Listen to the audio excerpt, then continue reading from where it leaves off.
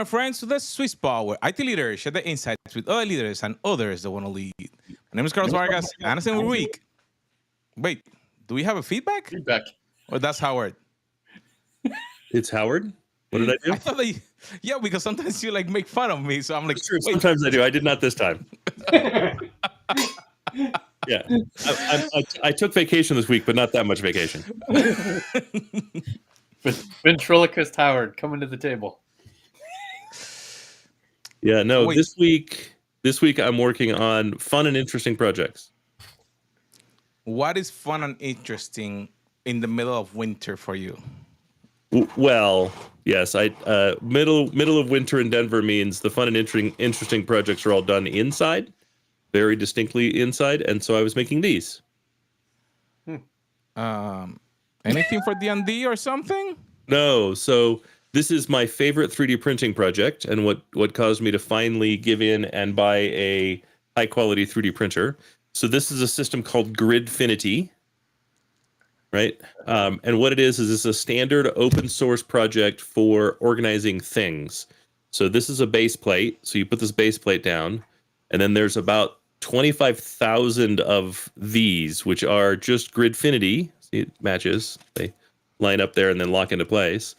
Gridfinity organizers that organize various things. Like this one is for CR 2032 batteries.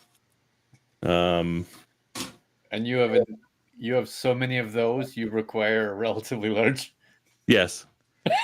Yes, I have so many things that use those batteries that I buy those batteries and keep them constantly in the house, along with AA's, AAA's, and 9-volt batteries. Oh, that's nothing. You know, that grid looks like the end of the plastic my kids would have used to build something, right? The parts are in each one of the plastic. Yeah. Where you break the little pieces Yeah. out. Okay, so then what about this? This holds a 1/4-inch extension, complete with labels. That's Okay. my camera will focus. And then sockets. Interesting sockets. And then a container holder Of containers. with these little containers. And what Do you print those? Yeah, hinge and all. They print like this. The hinge is printed in place. Wow. You don't even have to assemble them. You just fold it. You have to You wait definitely for it had to a cool high down? speed one. Yeah. It takes about an hour. It takes just shy of 2 hours, so about an hour and a half to print 3 of those boxes At the same time. at the same time. Yeah, Interesting. it's not bad. And what's the material cost for, let's say, 3 of those? 40 to 60 cents. That's not bad. No. It's so cheap. What was it a decade ago? Like, what's the extreme price advantage now as per? Probably a decade ago, 10x. Probably if you factor in the cost of the printer and whatnot. Right. Right. That's pretty So 2.2 pounds of the plastic is $15 right now. 2.2 pounds. And Yeah, it's so liquid. They It's a sell it. liquid form? No. They sell it. It's a. I don't have one. It's a plastic spool. Oh, with okay. a Cool. filament wound on a spool that is, I think 1.75 millimeters, and then it's melted by an extrusion head and spit out on a platter. And you can buy that at your local Best Buy, or is that specialty? I get it at Micro Center, but Best Buy does sell it. They just don't sell it in the store. Amazon sells it. Kind of everybody sells it now. Nice. Any color? There are, I don't know, 100 different flavors of filament, Interesting. right? Including like materials. So there's wood filament that you can build things in. Can you load your printer with multiple filaments? So Yeah, that mine is a four color printer. does it have to be the same material type? Like, could you No. one be wood and one be I don't think my print head will do wood, can't mix and match? but mine will do like 4 different types of. So I have PLA in there. I've got PETG. I've got 2 different types of PLA and 2 different types of PETG. I've got a high speed and a regular PETG loaded in there right now. So can you do food? Because I saw the other day a food one they have like a 3D printing with food. No, I cannot.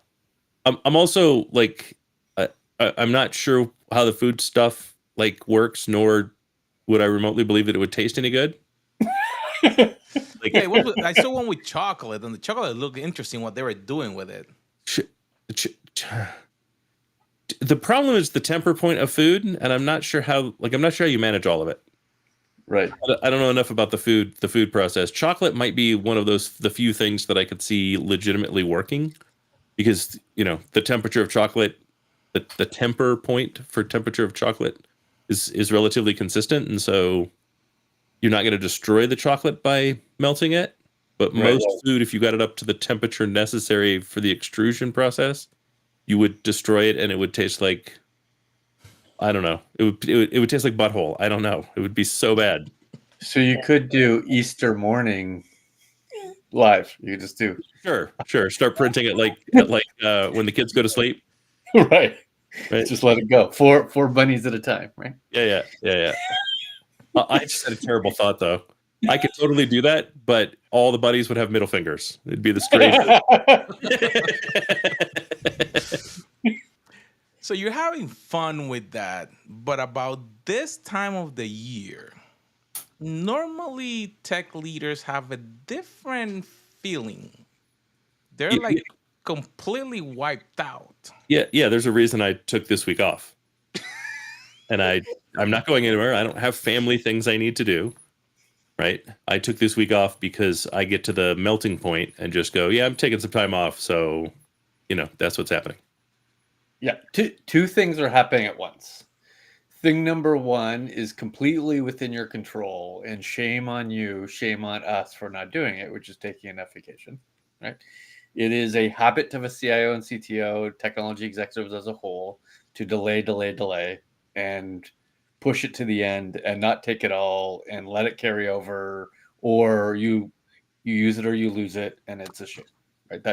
That is part and parcel of the problematic thought process of a CIO and CTO. That's on one side of the coin. So you haven't had enough rest through the year. And then the other side, November Q4, especially the middle of Q4, is crunch time. For a good chunk of organizations that are both fiscal and calendar, you are preparing your board deck for 2025. You're running your software and hardware numbers for next year. You are determining what your team looks like. You're building your 5 pillars, right? Reason why we went to Gartner is to figure out what our pillars should be, at least one of them, right? It's preparing for the lights out requirement in December for IT, right? So you got a bunch of changes you got to implement before you're not allowed to make any changes. That's crunch time to make that happen. And there's still work to do in December, even if you're not promoted. You have the fewest people hours of any month. Correct. Yeah. Right. A good chunk of your team's going on vacation. Correct. They're taking more vacation hours, and you have to enable more vacation hours than you do any other time of the year. Right? Because it's not like you can go, well, no, we're going to maintain the same number of vacation hours. That doesn't work. That's terrible for morale. So anybody thinking of doing that, don't. Exactly. This is not the month to say, you know what, I'm canceling vacation for my team. Right. It's not in your best interest, because you won't have many team members in January 1 at that point. Hallmark doesn't make the beatings will continue until morale improves Christmas card. Right. So the question you might ask is, could this be better? could this not be the crunch period every year? If you know about it, what makes it the crunch time all the time? If you already know, because this is nothing new, why is it then the crunch time and that feeling? Well, it's the crunch time for a whole bunch of reasons, right? Not the least of which is no one's willing to predict what next year's financials look like until they get a full and complete picture of this year's financials. So we wait till the last minute. No one's certain what all the technology announcements will be, so we wait until the very last minute, right? Because everyone's going through this, everyone's also predicting what their pricing changes are going to be for next year, right? So there's so many things that come together that even if you want to be better about it, you're going to be left with 40 questions rolling up till the end of the year. Yeah, right? I will be inaccurate in July. Very inaccurate in July. It's only until November, potentially even to December, to which I know what my increase of my managed services price might be, somewhere in the 3 to 5% range. And 3 to 5% might mean FTE loss or not, because I have to, nobody's giving me more money. And even if they did, they expect a lot more with that new money. So is there a Because way remember, that the one thing we all forget until the budget comes around is existing employees require raises. So at the very least, you're walking into next year with 5 to 10% increase IT costs by doing nothing more status quo, just based on increase. In Canada. Sorry, is that not true in the US? Is that No. not a thing? Increases is not a thing? No. Really? Outside of very large companies, increases aren't really a thing, and you'll know that kind of going in, and the places Not even like cost of living, like 3%. No, in my entire career, I've worked for 1.5 companies that did cost of living increases. that's why you have so much movement? What, was the company half good, or you only worked there for half a year? No, I worked there during the .com explosion. I see. And so normally they did cost of living increases, but several years they did not. Right, I was there 5 years. I think I got one cost of living increase. It's not so common as to be required. Well, maybe it's not across the board, but I gotta think on an annual basis you have merit increases that For sure. Yeah. For So it's a percentage, maybe not 5 to 10, but it's at least 2 to 3, right? Sure. And the reality is, like, every year that should be your biggest ask. No matter what happens, that is in fact going up. We're not shrinking the amount we're paying on heads unless we're doing layoffs. Right. And if we're doing layoffs, I mean, put my head on the top of the list, because there's nothing that ever comes out positive from the other side of that. Right. Not when they're financially motivated layoffs. Right.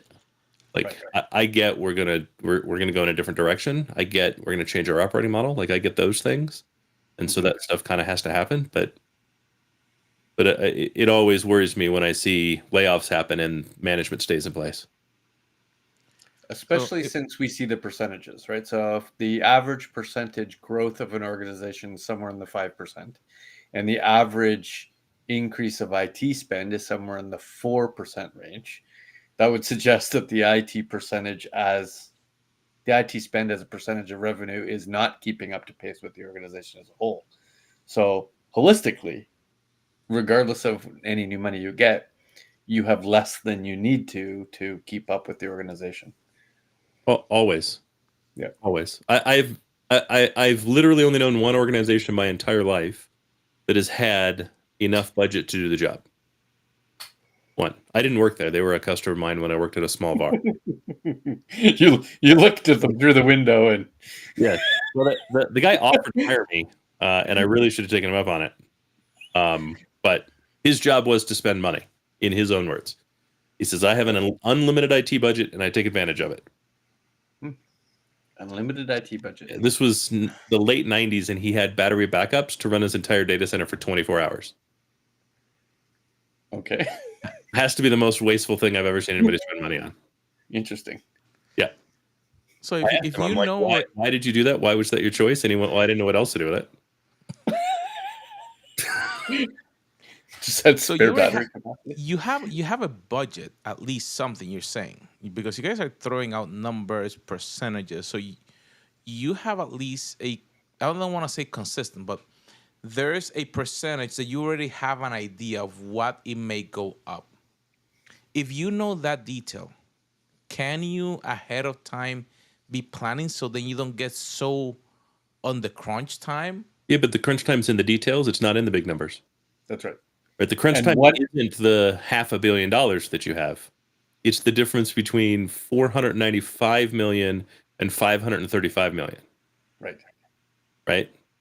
It's small when you think about it as a percentage of the total, but that delta is big. It's huge, right? Think of what you can buy for $50 million, right? And those are the it is true, Carlos, that 100% of the time you get a number, or at least a percent change, either direction. It is not true where you determine as a CIO, CTO what your budget is, and then you present it. That's just not a thing. Well, yeah, correct. Not my 30-year career. It's never the thing. Yeah. Yeah, it's actually like in small business, it kind of sort of is. Like, what did we spend last year? This is what we spent last year. Last year, what do we think it's going to take to keep the lights on? That's Right. the totality of the conversation. That's right. Right. What are we committed to? Well, we're committed to this in an insane asylum. Right. It takes this much more money to keep me out of the insane asylum. Like, that's the negotiation. The negotiation's not really on the brown money. It's on the green money. Right. Right. How much am I going to have to do the job as well or better than I did next year to keep up with a company that wants to do as well or better than it did last year? Right. Right. And that's there are exceptional projects, right? Exceptional projects would be something that's below the line. Like you had to make a major transformation or a major migration or a one-time event that you know is going to be expensive, but you don't want it to attach to the IT budget holistically. Those are all there, and you're going to have that conversation. They certainly don't want that to be a big number, but they know it's a number that will, be a cash number, we'll call it, versus a OpEx number. But it's still in your plan. The reality is nobody has free cash, right? It's cash that has to be accounted for. Even if you're a profitable organization, they still don't want you to spend all their money. So if you have someone that we have in our audience, we have new leaders that are going through this for the first time. We have others that may have been going through it several times. I don't want to say how to reduce the pain, but is there a better way that you guys have figure out for the years of experience that could help that process?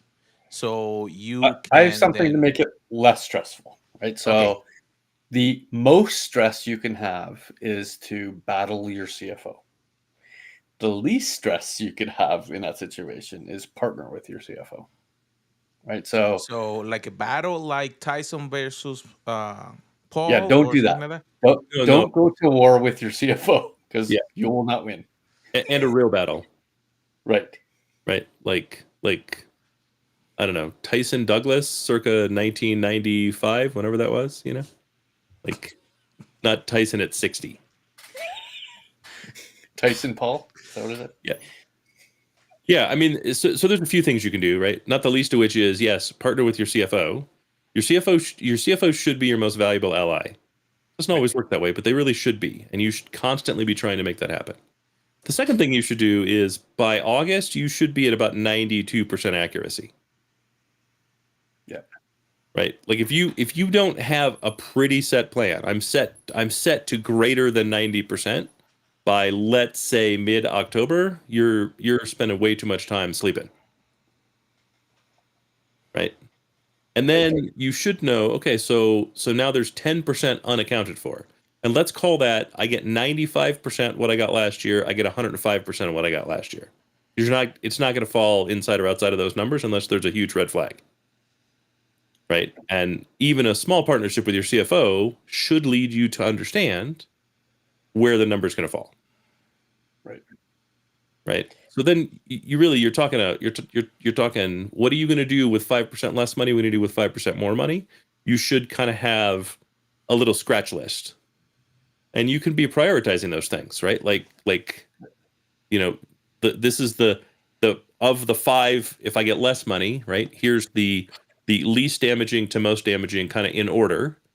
And you don't have to spend a tremendous amount of time on it because you don't know what's going to happen. And then if I get, if I get 5% more, what's the 5? Right? Mhm. Most valuable to least valuable, best ROI to least best ROI, best mitigation of risk to least mitigation of risk on that 5. Right? Or value Here's my- produced of that 5. Sure.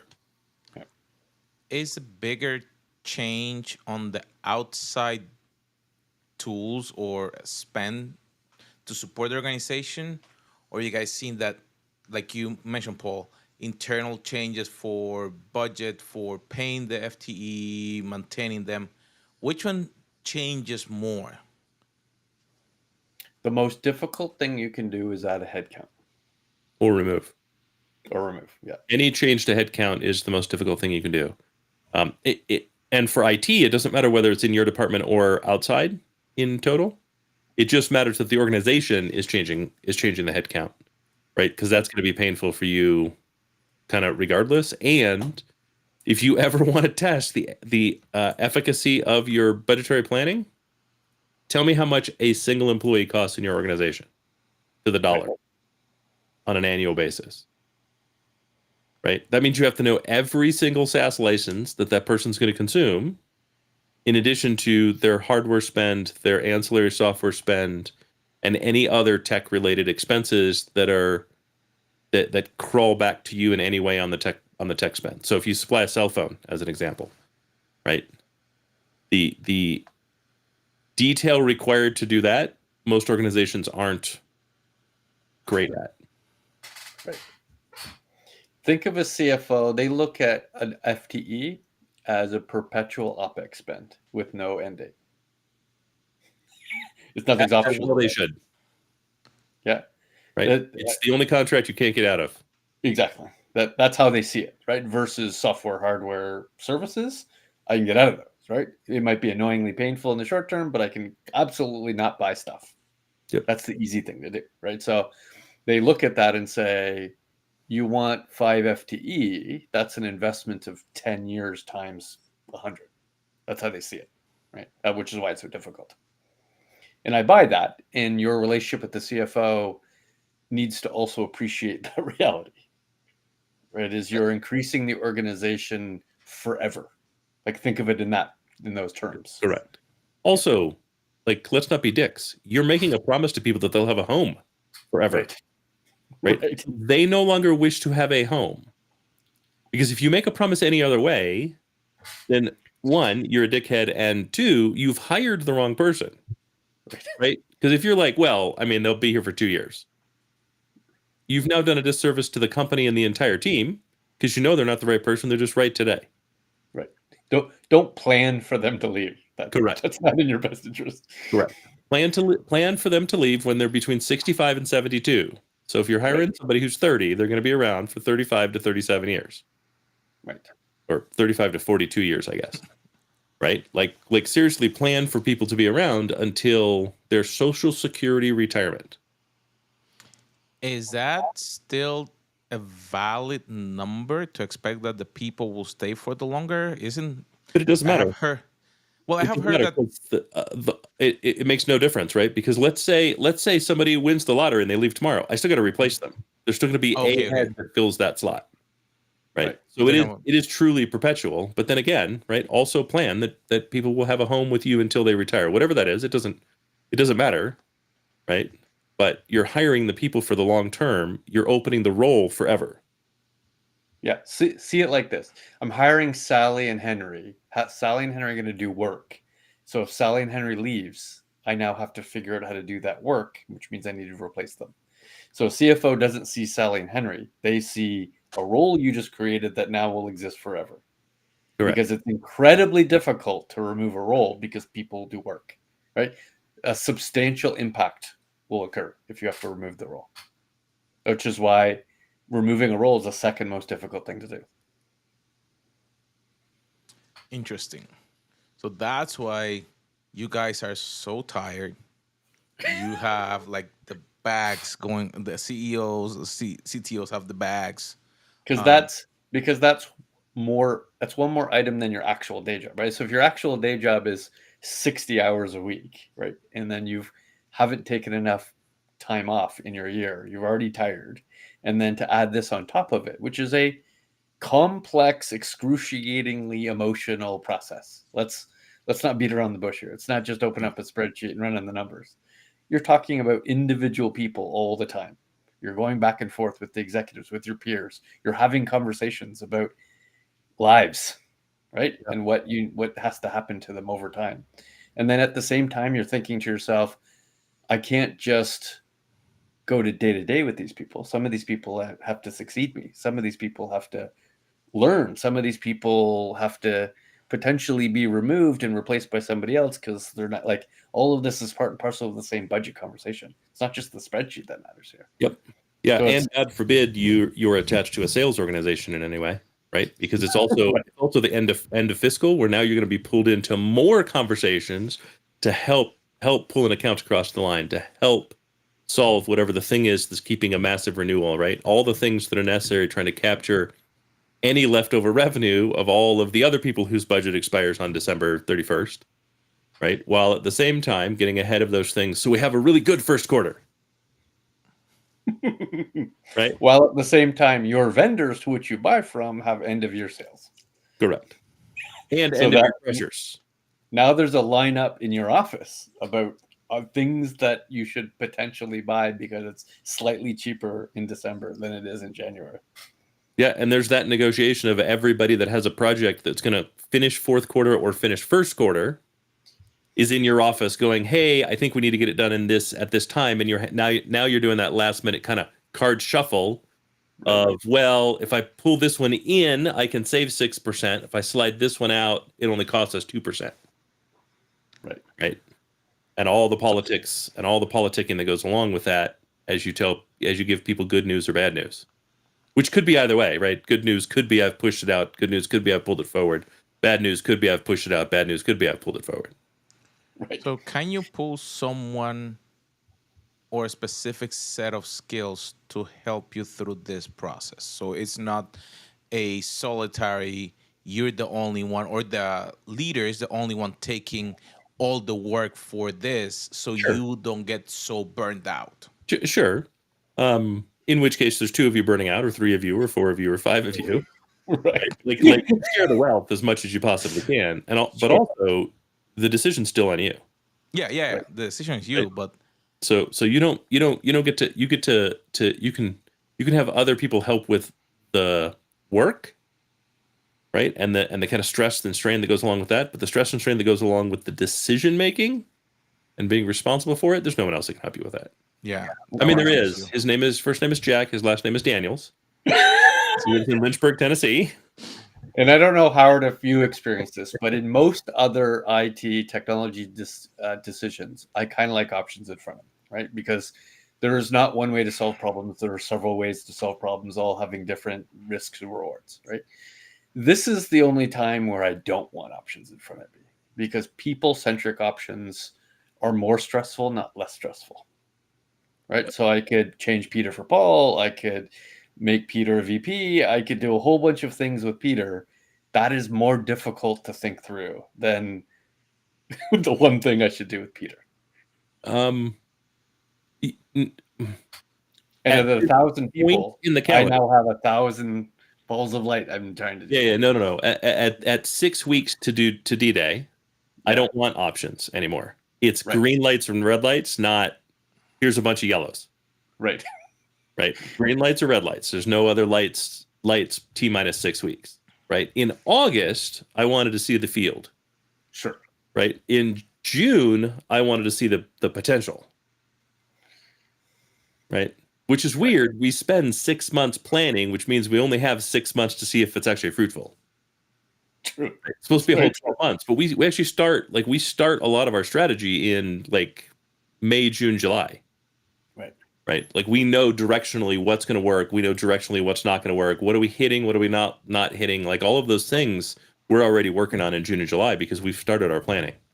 How many heads are we going to need to solve next year? How much did we miss in our planning for this year? That starts in June. Right.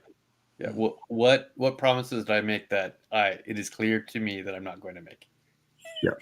That absolutely happens in June. Yeah. Which is why in November, another part of that stress is how much have I spent? Issue 1. What am I projected to spend to the end of the year? Issue number 2. But even more importantly, beyond those two, it's what's my run rate currently, because that's what January looks like. So I've shuffled through the year, right? I've got some new people, I have some open head counts. Those are all in play at the moment, right? So as I'm spending money month to month, there's a clear run rate of what next year looks like without doing anything. I could make no decisions, and there's a run rate number.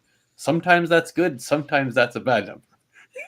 So if you don't have a handle on what that run rate is, you have too many or too less people based on where you are in the process of hiring people, then it'll affect, because your CFO might say, You're running $1 million less than your budget.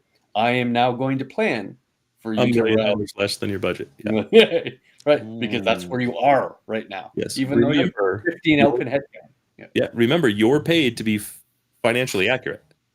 Correct. That's what you're paid for. So by December 31st, if there's money left on the table, you failed at your job. Right. Literally, you failed. It doesn't matter. It doesn't matter if there was a freaking tornado that wiped out the data center that you're going to refresh, and now you've got $81 million sitting on the table because you could. There's no reason to spend money on equipment for a destination that no longer exists. You failed. Right. Right. Therefore, a credo is thou shalt not have any open headcount in December. Correct. No open headcount. No money left over. Right. Right. By January 31st, you have cobwebs and dust bunnies in the piggy bank. There is nothing. Right. Matter of fact, you have like 17 IOUs. Right? Sorry, your account payable. So will it means that you should then plan to get the best deal that you already know that you had to buy, and so you can get the best discount for December? So you know, okay, so it was gonna cost me $5 million, they're gonna give me 4,500 of 4.5, so I can spend for this other project?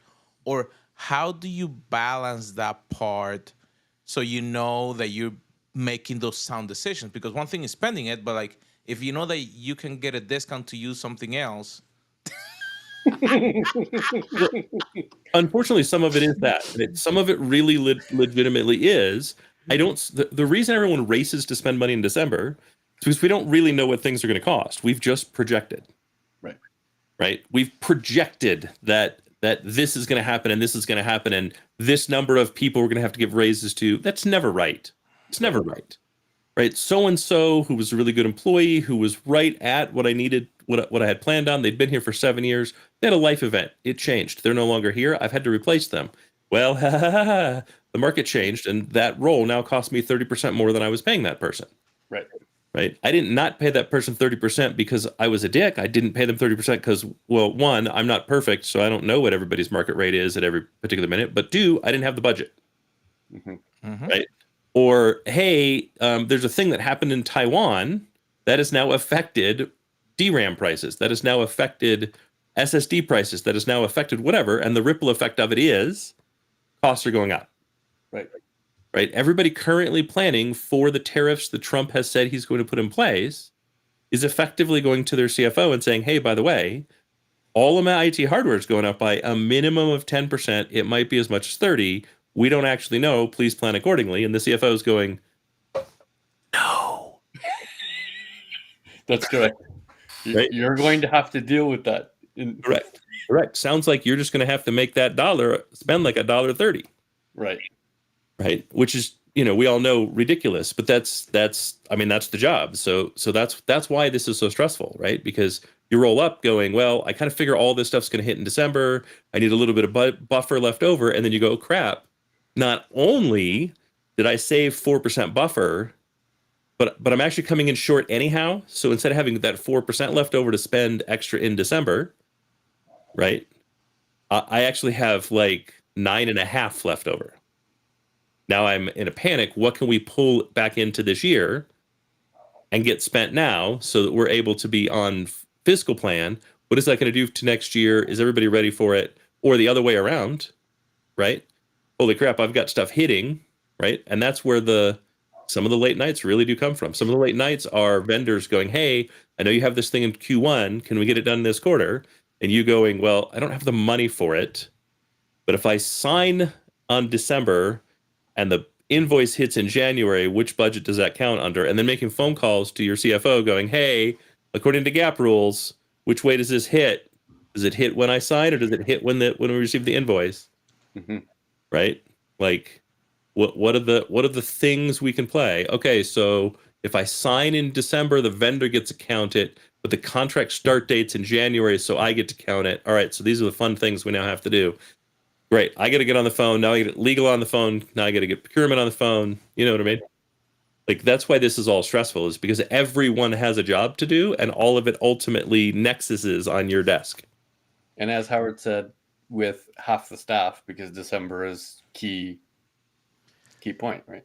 So I was gonna ask, is it December because then they have a calendar year, or if your fiscal year will be different? That let's say that you're January to May, will that December It's bottleneck or never issue January to will May, change? right? It's April to May, Yeah. Or April to May? or Yeah. May to April. I mean, but Yeah. even if you were to put it off, the whole world hasn't put it off, right? So you're still going to get hit by everyone whose fiscal is then. You're still short-staffed. You're still short-handed, right? Also, your board And Christmas is Christmas, right? Correct. December's going to be off. But correct, right? that doesn't move to equal your fiscal. It'd be nice. It sure be nice if it did. You know what we've decided? Black Friday in February. That's right. For us, it's different. Right. Don't we have something like that, Howard? Or Canada have something else that? What is it, on Boxing Day? Is it? Boxing Day. Yeah, Boxing Day. Boxing Day. That's our December 26th. That's our big. Oh, it's still in December. I thought that was in December- January. No. The day after Christmas Christmas. shopping the day after Christmas, because Canadians are logical. Honestly, I think it's the French influence. we think of it as Boxing Day is to buy for yourself, Right. versus buy for family. Right? It's not a gift unless the 80-inch screen is for your mother. It's probably not. Well, it's for the kids, so for they the can kids. play. Right. Right. I PS5 always for the I always kids. say it's for the kids, so I don't kill them. Right. For their sanity. It's a health expense to save their lives. It's true. It's true. It should be covered by my HSA plan. So the U.S. is lucky that they get this semi-week off just before December. I mean, in fairness, we get Thanksgiving day off. Thanksgiving. I thought it was 2 days, Thursday and Oh, Friday. I'm just saying. The day after has become more common, but never used to be. Really, People would just Yeah. take it off. people would come into work on the Friday. Yes, they would. Yeah. I worked many of those Fridays. Interesting. Yes, not when I worked in retail, but I just worked many of those Fridays because it was business still operated. You know what is a funny thing? I don't know if this happened in Canada, but you used to have to make the line outside, so you were freezing your behind. Yeah, still true. Then a couple of years ago, the line started at 6:00 p.m. inside the store. So you were inside the store, Really? at least some of them or the malls. Like Uh-huh. I actually did the line like around 6:00 after Thanksgiving dinner.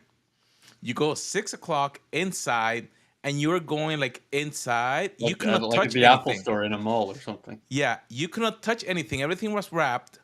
But if you carry your chair early on, you were the first one. So there was a line for the tablets, there was a line for the laptops, there was a line for the Barbies and stuff like that. So you can then get it. So you didn't freeze your behind outside. Yeah, if you're smart, there were two of you for Yeah. every one product you wanted to get. Right. Yep. Right. There was one year there were three of us because my mom wanted to get the grandkids an Xbox, and so one person on each side so that you could actually get your arms wrapped around the damn Xbox and get out. And my stepfather was throwing elbows. Throwing elbows. So the funny thing is that I found out, at least, I don't know if they're still the case, but Best Buy used to always have like leftovers or like a separate batch that used to come like around 10:00 after the whole rush. So I already knew, okay, if I didn't get it at the beginning, I'm just gonna go to sleep. I'm not gonna waste my time. I woke up like around 8:00. I will Right. just go You because come then to the the lull. line will die Yes. down. Yeah. The same with Disney rides. Yeah. Yeah, there's a spike lull. right when the park opens, and then it drops off, and then you're good. Yeah. And it's right about 10:00. The secret Disney ride sauce. Yeah. So then we see that there will be some stress, there will be some challenges. What can our audience, what can a tech leader, besides what you have shared, do to try to make it a little bit more manageable? Is there something that you guys have found that, hey, I balance it this way versus that way so I can at least have a little bit of sanity a little bit through this process that I know that's going to be difficult, but it helped me at least to try to go without killing everybody around myself, my team or everybody else that I found. Howard, what do you think? For me, I try to give more grace during the holidays. Right. Is that a Jack Daniels brand or something like that? No, I try to be a little bit more forgiving. I try to be a little bit more patient. I try to be a little bit more of the things I wish I was all the time. Right. Because that is reflected at you, right? It does come back. It does, like, being nice to people feels nice if you're not a sociopath. Right. Right. So by doing that, it actually helps to lower the stress of the other things. Like, we're not curing cancer. Right. Other people in our companies, sure, you can make that argument. We're not curing cancer. We're not saving babies. Like, that's not actually what we do. So don't take it so seriously. Do the best you can. Help your people feel like you've got their backs, and give yourself some grace, and give everybody else a little bit more grace during the holidays. Yeah, I've committed not to deny vacation during December. It's just not a thing. If you ask for it, you get it. Enjoy it. And I push as much as I can for people to take vacations through the year. And in July, I look at the list and say, wow, there's a couple, 3 people who've taken none. This is a problem. And I will personally talk to them. Say, listen, this is a problem. You are not taking enough time. It's affecting, like, I can't see it affecting your job, but it will affect your job. So take some time. Now's the time. Make it happen. But yeah, December is a gimme. You want it, you get it. It is what it is, because I'd rather you have it than you lose it. On the sort of planning side, I do my best to take the decisions so that my direct reports don't worry about the decisions, but I get them to do most of the bottoms up kind of planning, right? To say, if you were to zero baseline your entire teams, this is what it would look like going forward. But I don't need them to be stressed about what that means from a decision-making process. I take on all that stress as much as I can. Well, there you have it, my friends. Take the time to try to be a little bit more graceful. This may be a time where you may feel a little bit of a crunch time. There may be some areas that you have to work with something so you can deliver what you have to do. But learn to expect what you want from the people. So like Howard says, if you want them to treat you well, treat them well, give grace, then learn. So next year, you don't have the same issues. My friends, we'll see you on our next episode.